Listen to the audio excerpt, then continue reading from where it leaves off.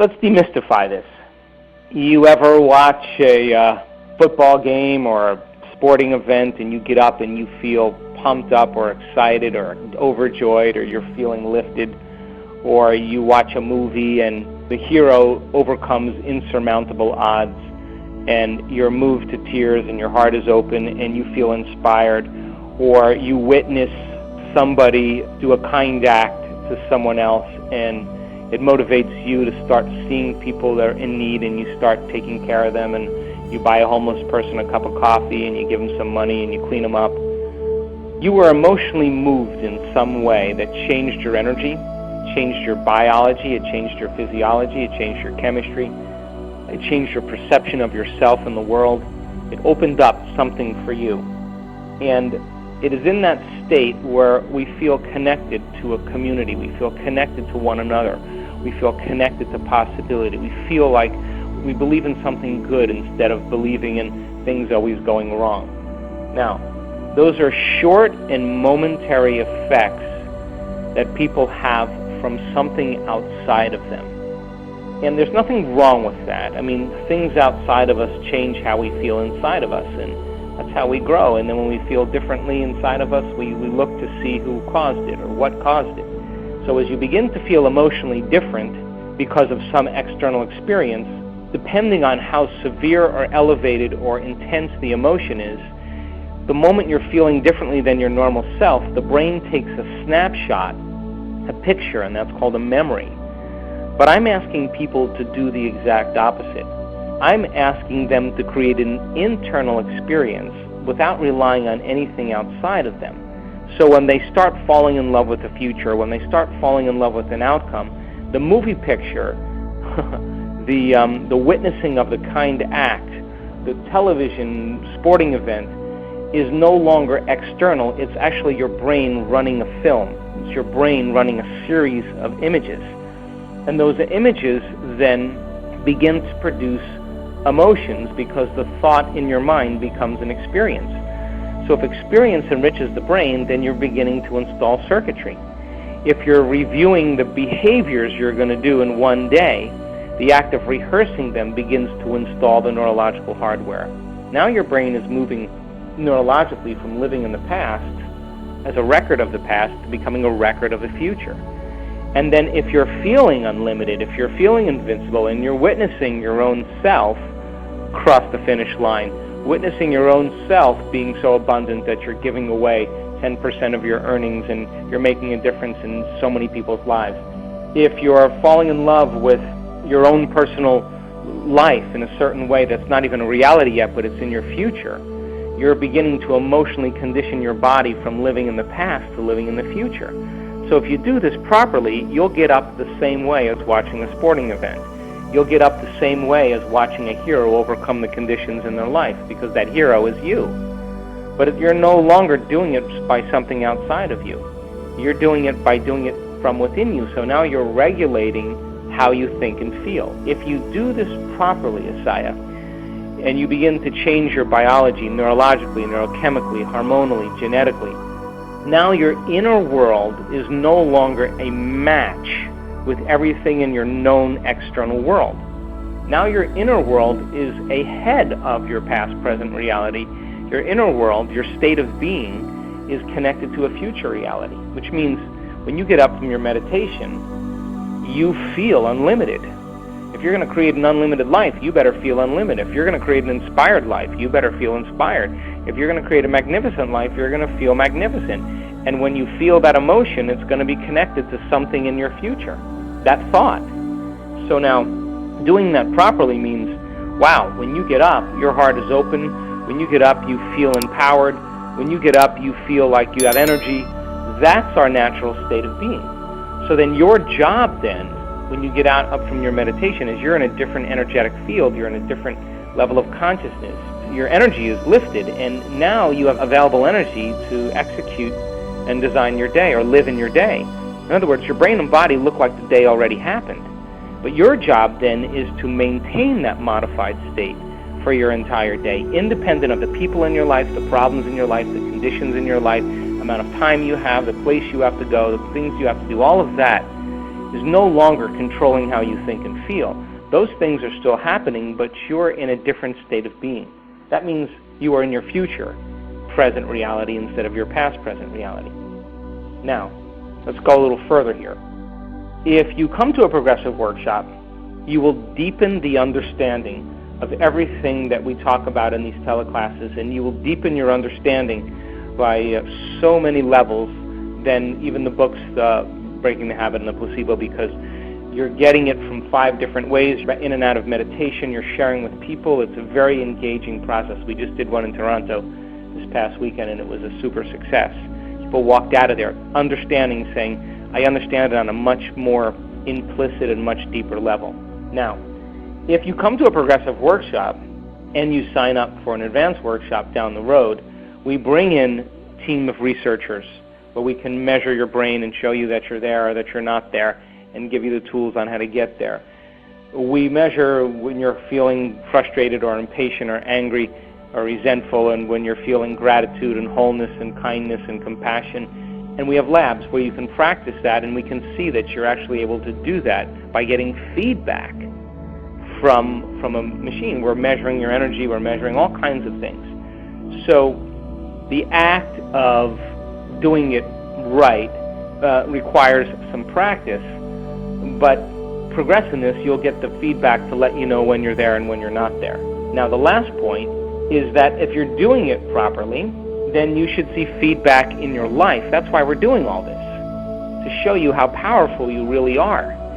And you get up, and all of a sudden you start having synchronicities, you start having opportunities, you start having doors open in your life. Now you know that it's the result of what you did. So the moment you see something show up in your life, it will happen in 1 millisecond. The moment you see that opportunity present itself to you, you're going to think this thought, I created this. That's the thought you're going to think. The moment you think that thought, I created this, is the moment you're turning the battleship around. It's the moment you're changing the hypnosis.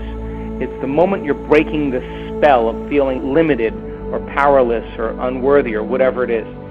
And nobody is excluded from this equation, independent of their age, their gender, their diet, their color of their skin, their culture, their sexual preferences, their job, their education. It doesn't matter. We're all connected to this field. So then when you start seeing the feedback in your life, man, you're going to pay attention to what you just did, and you're going to do it again. But you're going to do it with more confidence, more competence, more clarity, more trust, more skill, more love for what you're doing, and of course it's going to enhance your skill and enhance your belief, and the outcome is always worth the effort. Okay, let's explain it like this for those people who don't know what the Tantien is. So the Tantien is really kind of the center of gravity for the body, and let's talk about the energy centers of the body, because this will help explain things really well for people. Your first center has a tremendous amount of energy. I mean, it has a tremendous amount of energy because that's what we create offspring with. And it also roots us to the earth. It is really the source of a tremendous amount of creative energy. The second center is the channeling of that energy, the movement of that energy by overcoming certain challenges or conditions in our life. So then, when the second center is tuned and it's working in alignment, in balance, we feel safety. We feel like it's safe to survive. When that center is threatened or when we're out of balance, then we start holding on, and we don't take a chance and trust our creation. So people get stuck there. That's why they feel shame. That's why they feel guilt. That's why they feel fear, because they're afraid to move on. But it's really the movement, it's the flow of energy to the third center, which is overcoming the conditions in our life. And so when we overcome the conditions in our life, we have to use our will. We have to bring up a certain level of empowerment, and that's what the third center is. So then when we use our empowerment to overcome the conditions in our life and we truly accomplish it, we start to feel self-love. We start to feel joy, we start to feel kindness and compassion, and we start to really, it changes our whole state of being. We start to feel more integrated and more whole. And when we start to feel these elevated emotions, the next thing we want to do is express them. So by expressing them, we activate the fifth center. That's when the fifth center is in alignment. We're expressing love, we're expressing our truth, we're expressing our truest understanding of the world then. And of course, that energy naturally moves into the sixth center, and our brain starts to open up in new and unusual ways, and it changes our perception of our life and ourselves, which then begins to have that energy move into the seventh center. And when that occurs, then we feel more harmonious and we feel closer to the divine. And then the side effect of that is the center above our head begins to open up, and that ka, that energy, begins to come into the body, and we're worthy to receive, and all of a sudden mystical and wonderful things begin to happen to us. So then a lot of times when people are overcoming the conditions in their environment and they're letting go of fear, the energy that has been polarized or imbalanced begins to unify, and the person feels rooted in their second center. They feel rooted in their body. They feel rooted. They feel a kind of safety and security with themselves, because that energy hasn't really been in alignment for too long. Now, that's just the beginning, because as that energy begins to become more unified, as that energy begins to become more balanced, then we have to move that energy. We have to use that energy. And then, of course, moving that energy up is the natural thing that should happen as a result of our evolution. So when you feel it rooted in that center, it just means then that you've done something right, and it's moving from like a pendulum swinging back and forth, through different emotional states, to kind of all of a sudden the pendulum being in a very still and balanced state. Now, once it's in a still and balanced state, it's very easy for that energy to move up, because that pathway is ultimately the direction we want to move. But do I use my second center in my life? Absolutely. Do I use my third center in my life? Absolutely. Do I use my fourth center? I use all of my centers in different conditions, but the aim is to use them in a balanced and secure way, in a holistic and healthy way. So it is that process, though, when you begin to overcome some emotional state that's based in that second center, that you feel energy there, because now the energy is coherent, now the energy is organized, now the energy feels right, and because it feels right, now you have the ability to be able to move it, and that's exactly what you should be doing, is moving it up. So that tantien that you're feeling it in is really kind of the second center, kind of grounding and connecting the first center to the third center. And when it's aligned, a lot of energy comes out of there, and you can move your body, you can execute, you can use your body as an instrument, you can use it to move around and to execute in your life.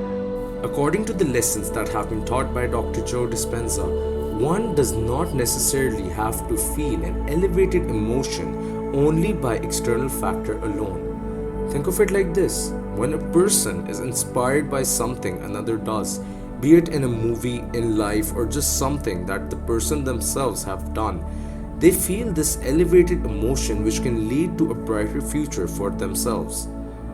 It is possible to attain this state internally as well. Dr. Joe has emphasized on this fact that humans have the potential to do just that, and it's all about that single step to try and make this happen. Well, I hope you guys enjoyed the video, and do make sure to share your thoughts with us in the comment section.